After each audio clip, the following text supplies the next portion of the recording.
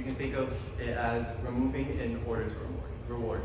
So on color, they are tugging on the leash, and when they stop tugging, that is a reward to the dog. So The pressure is released. yeah, the pressure is released, so they feel that as good. So they want to release the pressure that they're reinforcing, release the pressure. Positive punishment is when you add in order to punish. A lot of times e-collars are used to in positive punishment when they do something bad like jump on a table. You use the e-collar. You're giving them a punishment in order to punish them. Yeah. To stop the behavior. You're giving them something to stop the behavior. And negative punishment, that is removing something in order to punish. So you're training a dog and you want them to sit, but they're not listening. So you remove the treat and you stop paying attention to them. That is one way to do negative punishment. Anything can be used as to reinforce behavior. Like for positive reinforcement, you can use a ball because they enjoy that. You can use love to reinforce good behavior. With negative reinforcement, anything could be used to, you can remove anything to reinforce good behavior. I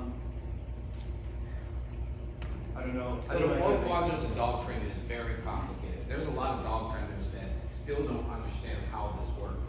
Whenever you're dealing with something with the dog, you're either taking something away or you're adding something to change the behavior. Or you want a dog to keep continual behavior. So we definitely don't spend too much time on it because it's confusing the dog trainers and you're trying to explain it to people who don't. Essentially, yes is good behavior, no is bad behavior. And your tone with that matters. So when you hear us train, yes, good dog, or no, bad behavior. Okay? You also want to not think of positive and negative as good and bad. Think of it as adding. Yeah, and if you're saying positive reinforcement and I'm adding a front collar and I'm adding the e-collar, that cannot be great, right? Now I gotta add something to stop the dog's behavior, but I'm adding a positive punishment, positive punishment. I'm adding something to stop it. So when you hear positive and negative, don't think of it as good as bad. Just depending on what the scenario is that you're adding or taking away from the situation. Next. Keep it next. So markers. Yeah, so markers, what are they? There are things that signal your dog that something has happened.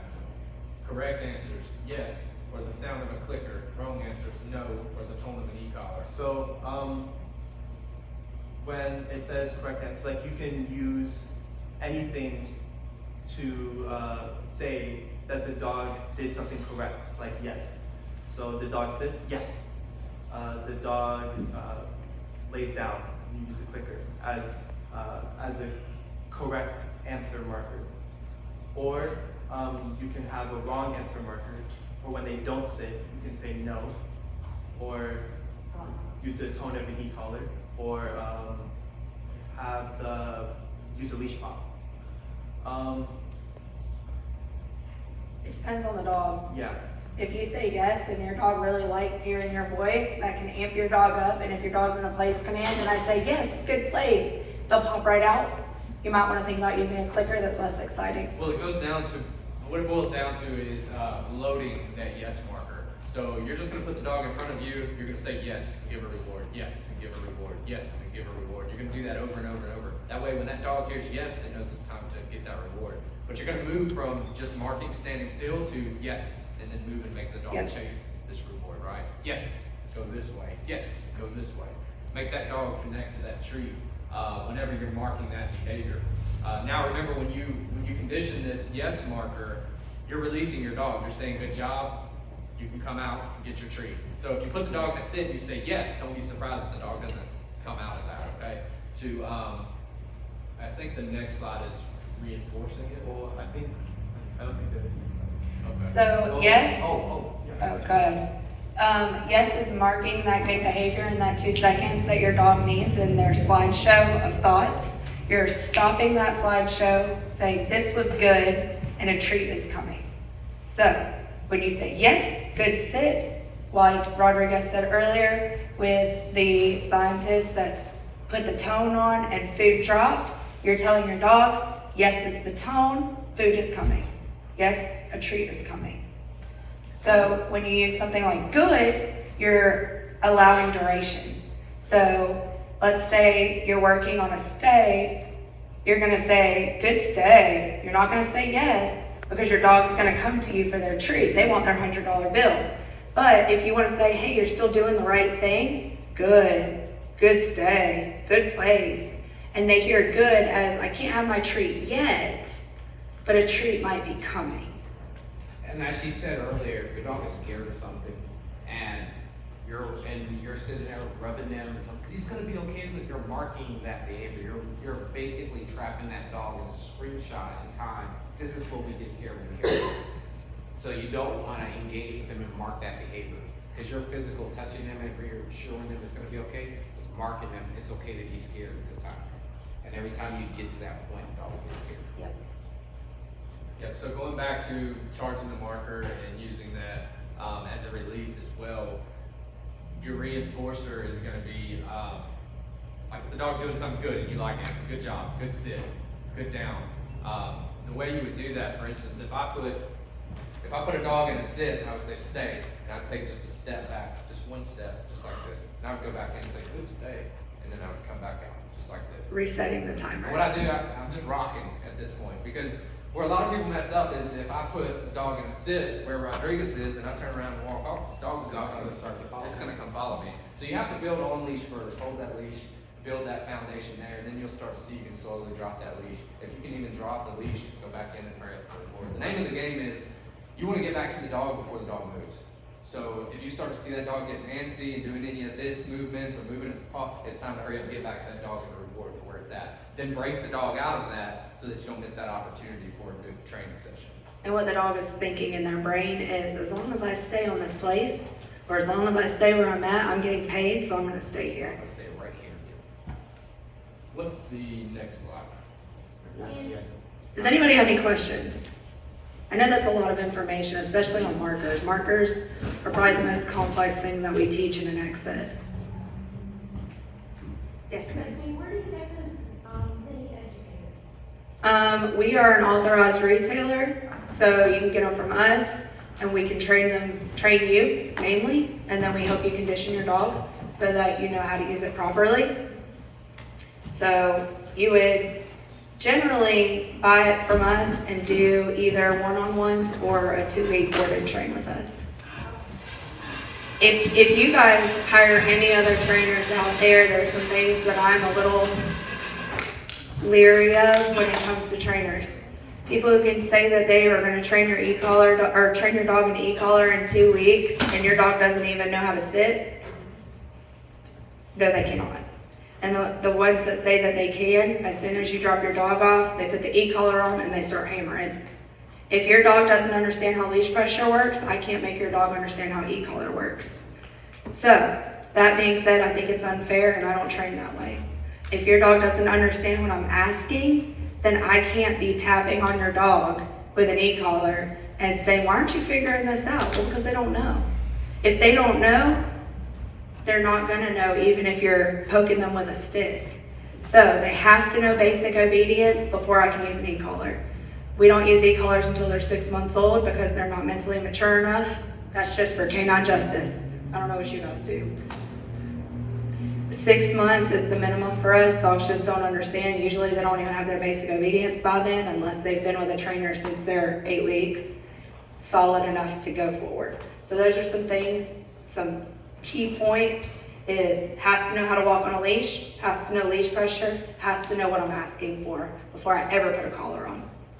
And when you hire a trainer or you're looking at a trainer, be sure to communicate well with that trainer. If you're dealing with jumping and no boundaries and no structure, you're looking for behavior modifications, not just basic obedience. So understand that basic obedience is a foundation that we work off of to accomplish the the future goals of behavior modification. So the way that our structure is set up is building the value and engagement, desensitizing and socializing, then we go into basic obedience. Because if you can't listen to the basics, they're not gonna listen to the big stuff. Okay, so always keep that in mind. Then after that, you find out a good exercise program for them, that's how you have a well-rounded dog. And behavior modifications are, dogs are very this or that. No, you can't do this, but you can do that. So to put it into an example, no, you can't run away from me to the road. Milo, come.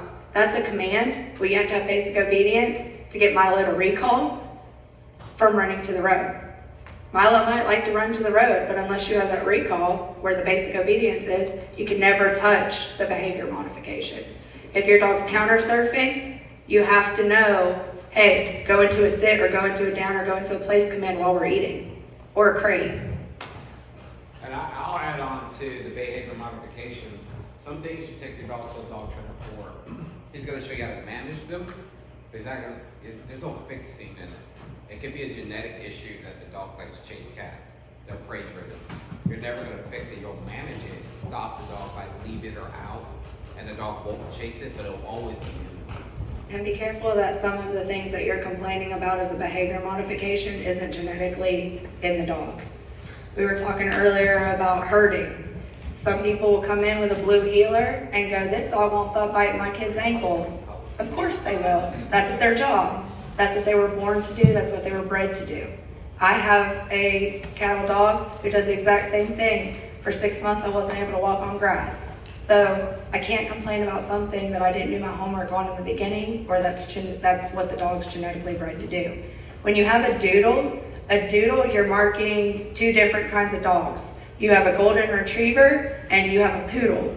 They're opposite dogs when it comes to breed. So poodles are very independent, very good hunters, very high driven to do what they want to do. Retrievers want to hang out with you 24/7. They want to go get stuff and bring it back. That's about where their book ends. It's about a 2-story book. So you have to do the retriever thing and say, hey, what does your breed need from me? And then you say, well, my dog has more of a poodle mood or persona about them, and they're super driven and they're super pushy. And we get a lot of doodle owners that come in with pushy behavior because they're not doing what their dog thinks they should do. So then you get a dog where you say, hey, no, we're not going out right now. And they just start barking for 20 minutes until you're like, oh my gosh, okay. And you go for a walk. You've just encouraged them to do that in the future. So if you have mixed dogs, be careful about which dog it really weighs into. And if you're complaining about a behavior mod where you're saying, hey, my dog won't stop barking, is your dog genetically bred to bark? Is your dog genetically bred to chase small game? Is their prey drive high? Is their prey drive low? Am I using their prey drive in their job and getting that urge out? If I keep a Malinois in a crate all day, that dog's going to be the worst dog in the world when I take it out because it's got all this energy. So your dog's genetics matter, especially when you're looking for a puppy. Please Google everything about that dog first. Research the dog. Yep, absolutely. So we're going to start doing, that's pretty much all of our information that we can throw at you today. We totally went over time and I'm so sorry for that, but it's a lot of information. We want to make sure that every single person comes here and gets as much as they can. So if anybody has a question, we're going to do questions really, really fast, and then we're going to do the rest of the raffles, and then we're going to try and get you guys out of here. Perfect. That means we did a good job.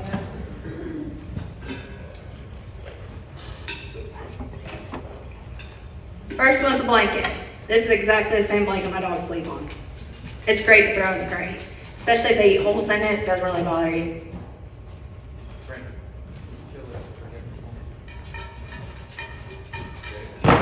I'm ready.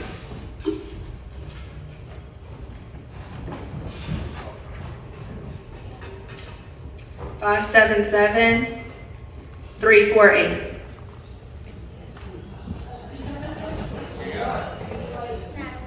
Woo!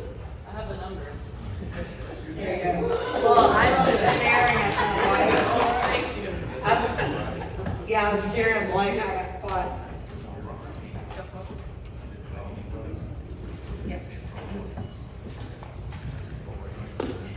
So this one is for a lady who hand draws portraits. I'm assuming you send her a picture of your dog and she draws it.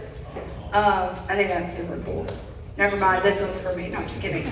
Her name is Amanda Huck, and she has a company called Enchanted Reflections.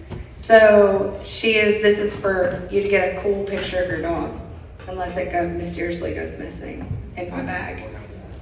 We'll have it on a table outside if you want to scan it in case you don't win it.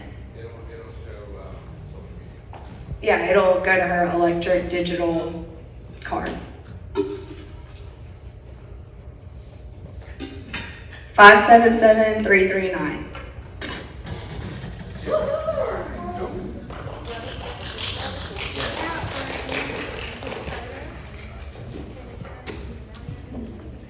What kind of dog do you have?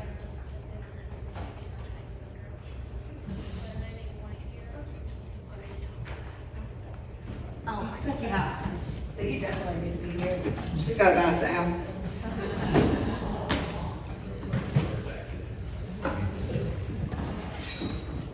This one is a puppy starter kit. It's got feeding tools, training toys, grooming tools, and it says walking tools, so I don't know if it's like a leash or something.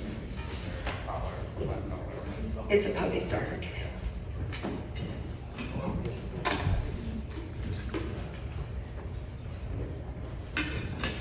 $577,337.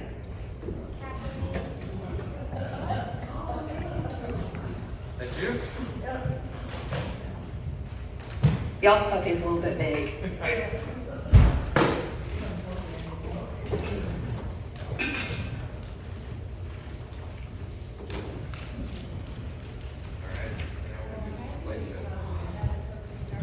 Does anybody here know what a place command is?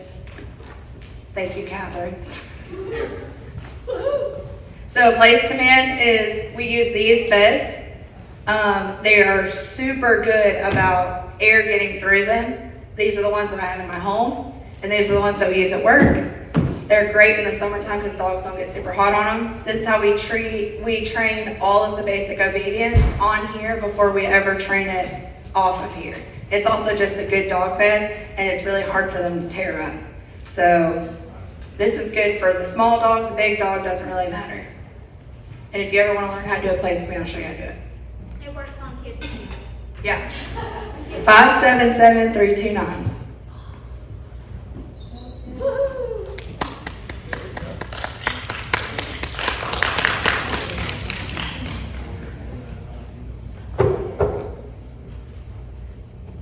You're welcome.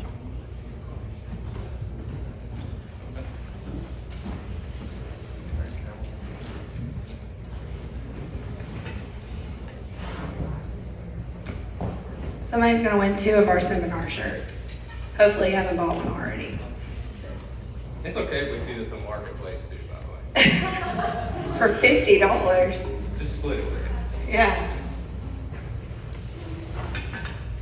577332. I think she left already. I don't see her here. Yeah. She's left. Yeah.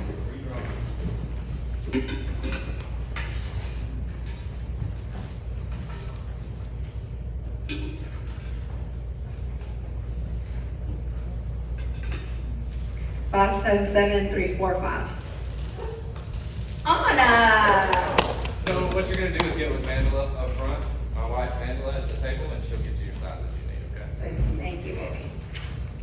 We have your size too. We do. All right.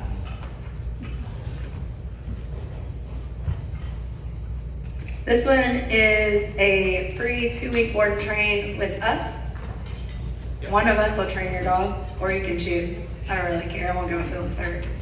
So this is $1,800 value.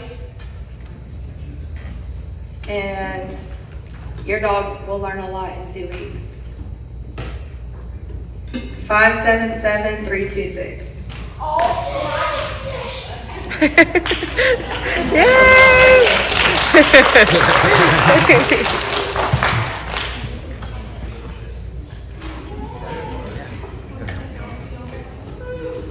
Hold on, there's more.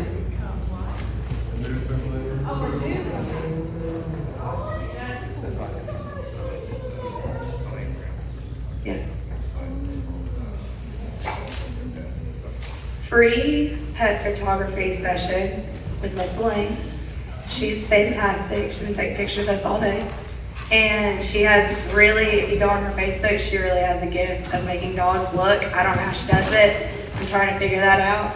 This is a free photo session with her.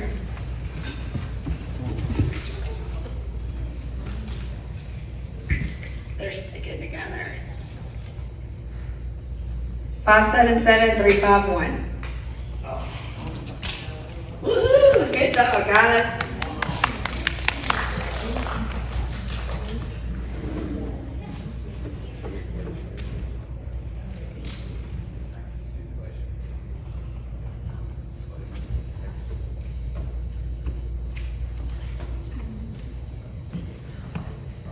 This one is a free 2-week board and train with Madison Bell. That's Rodriguez and his team that was here earlier. You can use this towards anything. There's no stipulations. It's for the 2 weeks. But he asked that if you do decide to do protection work with him, that you finish the protection work with him. Not 3 trainers all working on the same thing, because we all do our jobs a little bit differently. This one might go in my pocket too. I didn't put mine in there. 577-353. Michelle? She's there already, Michelle Fisher? Yeah. I don't see it. I'll go get it to her. Yeah. Yeah. She was the one in South Carolina, right? Yeah. Oh, she was asking you about the protection. Yes, I think that's the Doberman. All right, guys, that's it. I'm really thankful that you guys came today. It's really cool that we were able to put this on in a really short amount of time to get this turnout. It doesn't feel like a lot because we're in a big room, but even if one of you, every single one of you tells 5 people about us, hopefully next year we'll double or triple in size. If you want, if you ever see us out training, wave at us. We love to hear from you guys. And if you guys have enjoyed this training session or this seminar, throw us a good review on just being educational, because all of our job revolves off of Google reviews and Facebook reviews. So if we've been educational, give us a shout on social media somewhere. We have all the social media, and if you guys want more education on crate training or leash walking, Wes has a bunch of videos on